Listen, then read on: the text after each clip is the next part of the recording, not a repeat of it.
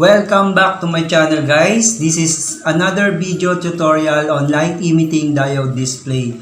Today I'm gonna show you how to control the delay of our running light sequence using the previous build circuit. Let's use the 1 mega ohms monotype potentiometer to control the delay. The pin number 1 connect on the positive and the pin number 3 connect on the ground or negative, and the pin number 2 connect on the analog input located on the Arduino Uno module. Let's start to set up the potentiometer. Add positive supply on our breadboard. Then connect the positive on pin 1. Then connect the negative on pin 3. Okay, then the pin number 2 connect on the analog input A sub 0.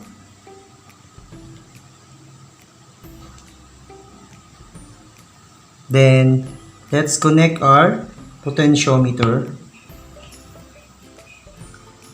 Once the setup done, we can now create a program using Arduino Integrated Development Environment or IDE to control the delay.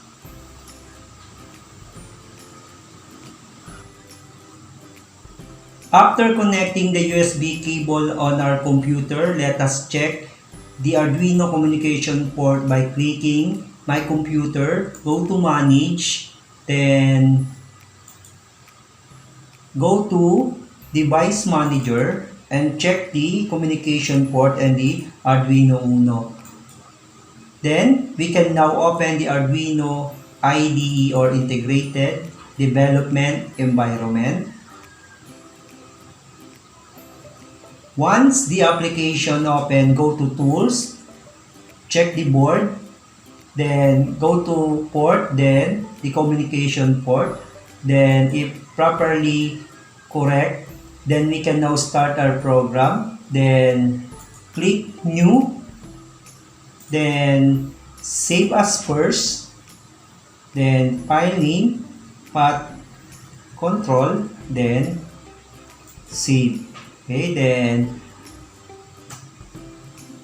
to check the potentiometer, let's create a program. Okay, first let's declare the sensor pin. Okay, the sensor pin is equal to A0. Okay, then in sensor value is equal to 0. Okay, then in void setup, okay, let's put serial dot begin is equal to 9600 baud rate. Then inside the void loop, we put a serial. Okay, then serial dot print to display the potentiometer output. Then let's create 3 print. Then in first print, okay, then we set the path value is equal to, this is a string, then we set the sensor value. Okay, then we set the new line, and on the top of serial.print we declare the sensor value is equal to analog read, then the sensor pin. Okay, then let's open the serial monitor to check the value of potentiometer. Okay, then let's see. Let's adjust the potentiometer.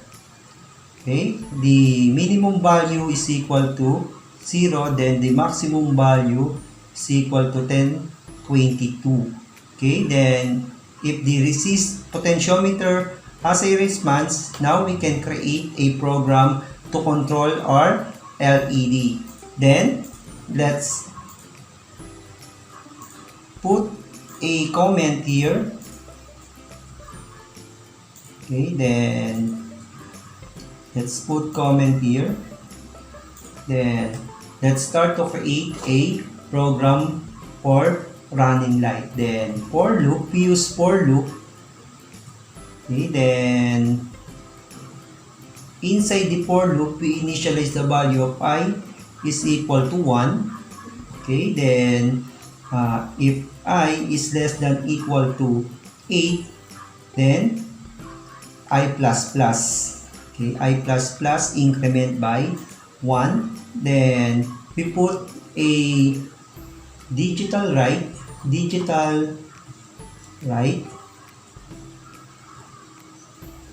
Okay, then is equal to I. Then let's set as I to turn on. Then let's put delay. Okay, then leave this blank. Then another digital right for I, variable I. Then let's set low to turn on, turn up. Okay, then let's put another delay.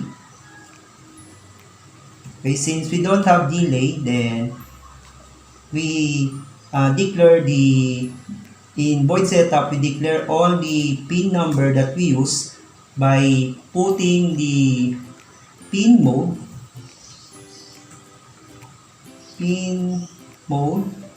is equal to 1 as output. Since we have 8 LED, we copy this pin mode 8 times. Okay. Okay, then let's put a 2, 3, 4, 5, 6, 7, then another one, then 8. Okay, then in delay, we put the sensor value to control the delay of our running light. Okay, then let's check to verify if the program has an error. If don't have error, we can upload the file in our Arduino module. Since we don't have error, we can upload the program. Okay, then let's see if the speed of the running light or LED will control by the potentiometer. As you can see, okay, now we can now control the speed of the LED using our potentiometer. If you think this video is helpful to you, don't forget to share, like, and subscribe, and push the notification button for updates. Thanks for watching.